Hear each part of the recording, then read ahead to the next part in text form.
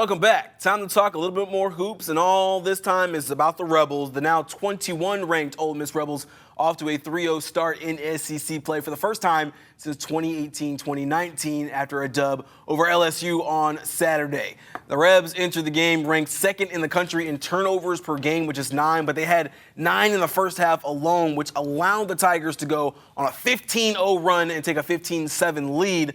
But the Rebs starting to settle in here with Memphis native Matt Morrell hitting back-to-back corner threes to tie it up, and then Jermaine Brakefield with a double fake. Where are you going? Before driving to the bucket for the game-leading layup, 28-26 at the half. After a 21-point performance on Wednesday, Malik Dia once again finding his stride, leading the Rebels with 19 points and adding 7 boards as Ole Miss goes on a 22-8 run to start the second half en route to cruising to a 77-65 win with 5 guys scoring in double digits. It's Ole Miss basketball. It's by design. I don't think you can win 6 games in 3 weekends with one dominant leading scorer.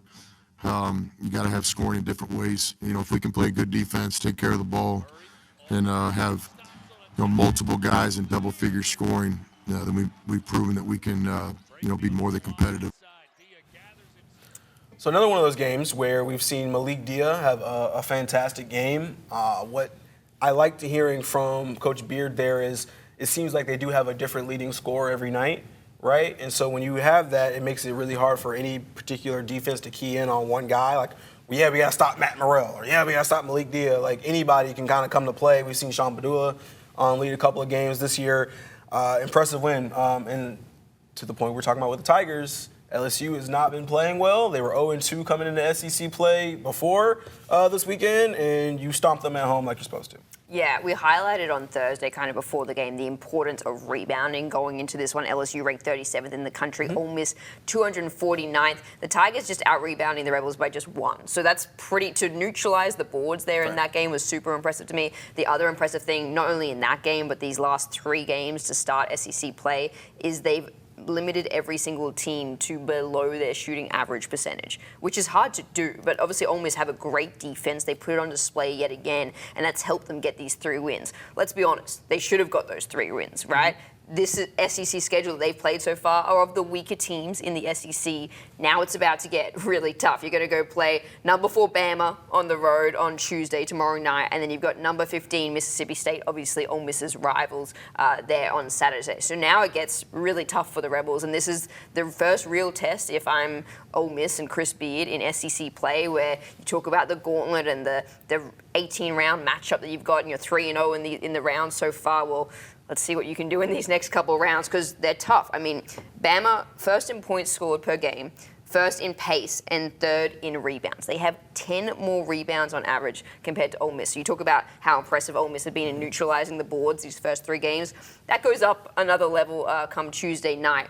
Big news for Ole Miss is that they potentially have Makeel Brown-Jones back. He's been in concussion protocol, missed the last couple of games, and he's someone that Chris Beard says is one of their most physical guys. And so to have him back, especially when you're going against a team that out-rebounds you by 10 per game, that's going to be massive in helping them out.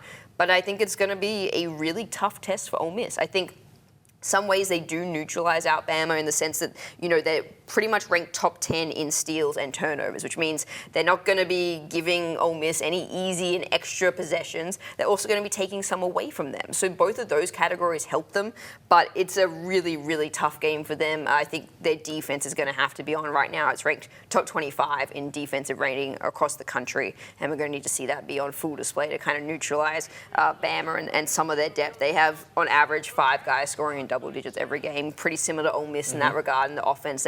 There's not really one guy that you're like, oh, he's so good. That's the guy we need to really key and target in on.